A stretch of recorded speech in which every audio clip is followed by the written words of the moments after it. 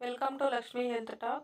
ಈ ವಿಡಿಯೋದಲ್ಲಿ ಮಧುಮೇಹ ರೋಗಿಗಳು ರಾಗಿ ಜಾವವನ್ನು ಯಾವ ರೀತಿ ಸೇವಿಸಬೇಕು ಎನ್ನುವುದರ ಬಗ್ಗೆ ತಿಳಿದುಕೊಳ್ಳೋಣ. ಮಧುಮೇಹ ರೋಗಿಗಳು ರಾಗಿ ಜಾವವನ್ನು ನಿರ್ಭಯವಾಗಿ ಸೇವಿಸಬಹುದು. ರಾಗಿ ಕಡಿಮೆ ಗ್ಲೈಸೆಮಿಕ್ ಸೂಚ್ಯಂಕವನ್ನು ಹೊಂದಿದೆ. ಆಹಾರ ನಾಳದಲ್ಲಿ ಪೋಷಕಾಂಶಗಳು ಮತ್ತು ಫೈಬರ್ನಿಂದ ಸಮೃದ್ಧವಾಗಿದೆ. ಇದರಿಂದ ರಕ್ತದ ಸಕ್ಕರೆ ಮಟ್ಟವನ್ನು ನಿಯಂತ್ರಣದಲ್ಲಿಡಲು ಸಹಾಯಕವಾಗಿದೆ. ಆದರೆ ಈ ಕೆಳಗಿನ ವಿಷಯಗಳಿಗೆ ಗಮನ ನೀಡುವುದು ತುಂಬಾ ಮುಖ್ಯವಾಗಿರುತ್ತದೆ. ರಾಗಿ ಜಾವ ಸೇವಿಸುವಾಗ ಗಮನಿಸಬೇಕಾದವು: ಸಕ್ಕರೆ ಅಥವಾ ಬೆಲ್ಲ ಸೇರಿಸಬೇಡಿ, ಇದರಿಂದ ರಕ್ತದ ಸಕ್ಕರೆ ಮಟ್ಟ ಏರಲು ಸಾಧ್ಯವಾಗುತ್ತದೆ. ಬಟರ್ ಮಿಲ್ಕ್ ಅಥವಾ ನೀರಿನಿಂದ ತಯಾರಿಸಬಹುದು, ಇದು ಆರೋಗ್ಯಕರ ಆಯ್ಕೆಯಾಗಿರುತ್ತದೆ. ಒತ್ತು ಮತ್ತು ಪ್ರಮಾಣ: ಬೆಳಗ್ಗೆ ಅಥವಾ ಮಧ್ಯಾಹ್ನ ಸಮಂಜಸ ಪ್ರಮಾಣದಲ್ಲಿ ಸೇವಿಸುವುದು ಉತ್ತಮ. ಮಧುಮೇಹ ರೋಗಿಗಳಿಗೆ ರಾಗಿ ಜಾವದ ಪ್ರಯೋಜನಗಳು: ಹೆಚ್ಚಿನ ಫೈಬರ್ನಿಂದ ರಕ್ತದಲ್ಲಿ ಗ್ಲೂಕೋಸ್ ಪ್ರಮಾಣ ನಿಧಾನಗತಿಯಲ್ಲಿ ಏರುತ್ತದೆ. ಸಂಕೀರ್ಣ ಕಾರ್ಬೋಹೈಡ್ರೇಟ್ ಹೊಂದಿರುವುದರಿಂದ ದೀರ್ಘಕಾಲದ ಶಕ್ತಿಯನ್ನು ನೀಡುತ್ತದೆ. ರಕ್ತದ ಸಕ್ಕರೆಯ ನಿಯಂತ್ರಣಕ್ಕೆ ಸಹಾಯಕ: ಹೆಚ್ಚಿನ ಫೈಬರ್ ಇರುವುದರಿಂದ ಹೊಟ್ಟೆ ತುಂಬಿದ ಭಾವನೆ ನೀಡುತ್ತದೆ, ದೀರ್ಘಕಾಲದ ಶಕ್ತಿಯನ್ನು ಒದಗಿಸುತ್ತದೆ. ನೈಸರ್ಗಿಕವಾಗಿಯೇ ಪೋಷಕಾಂಶಗಳು ಸಮೃದ್ಧವಾಗಿವೆ. ಕ್ಯಾಲ್ಸಿಯಂ ಮತ್ತು ಕಬ್ಬಿಣದ ಉತ್ತಮ ಮೂಲವಾಗಿದೆ.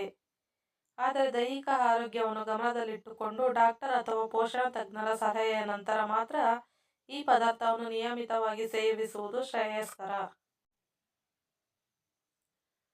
ರಾಗಿ ಜಾವ ತಯಾರಿಸುವ ವಿಧಾನ: ಪದಾರ್ಥಗಳು: ರಾಗಿ ಹಿಟ್ಟು 1-2 ಚಮಚ, ನೀರು 1 ಕಪ್, ಬಟರ್ ಮಿಲ್ಕ್ ಅಥವಾ ನೀರು. ವಿಧಾನ: ಒಂದು ಪಾತ್ರೆಯಲ್ಲಿ 1-2 ಚಮಚ ರಾಗಿ ಹಿಟ್ಟನ್ನು ತಣ್ಣೀರಿನಲ್ಲಿ ಚೆನ್ನಾಗಿ ಕಲಸಿ ದಪ್ಪ ಪೇಸ್ಟ್ ಮಾಡಿಕೊಳ್ಳಿ. ಇದನ್ನು ಕುದಿಯುತ್ತಿರುವ ನೀರಿನಲ್ಲಿ ಹಾಕಿ 5-7 ನಿಮಿಷಗಳ ಕಾಲ ಚೆನ್ನಾಗಿ ಬೇಯಿಸಿರಿ. ಬಟರ್ ಮಿಲ್ಕ್ ಸೇರಿಸಿ ತಂಪಾಗಿಸಿದ ನಂತರ ಪಾನೀಯವಾಗಿ ಸೇವಿಸಬಹುದು. ಸಿಹಿ ತಿನಿಸಾಗಿ ಸಕ್ಕರೆ ಅಥವಾ ಬೆಲ್ಲವನ್ನು ಹಾಕಬೇಡಿ, ಇದು ರಕ್ತದ ಸಕ್ಕರೆಯನ್ನು ಏರಿಸಲು ಕಾರಣವಾಗುತ್ತದೆ. ಮಧುಮೇಹ ರೋಗಿಗಳು ರಾಗಿ ಜಾವವನ್ನು ಸೇವಿಸುವಾಗ ತಗಲಬೇಕಾದ ಎಚ್ಚರಿಕೆಗಳು: ಪ್ರಮಾಣ: ಮಧ್ಯಮ ಪ್ರಮಾಣದಲ್ಲಿ ಮಾತ್ರ ಸೇವಿಸಬೇಕು, ಒಮ್ಮೆ 1 ಗ್ಲಾಸ್ ಮಾತ್ರ. ಸಿಹಿ ಬಿಡುವುದು: ಸಕ್ಕರೆ ಅಥವಾ ಬೆಲ್ಲ ಸೇರಿಸಬಾರದು. ಕಾಲ: ಬೆಳಗ್ಗೆ ಅಥವಾ ಮಧ್ಯಾಹ್ನ ಸಮಯದಲ್ಲಿ ಸೇವಿಸುವುದು ಉತ್ತಮ, ರಾತ್ರಿ ಸೇವನೆ ತಪ್ಪಿಸುವುದು.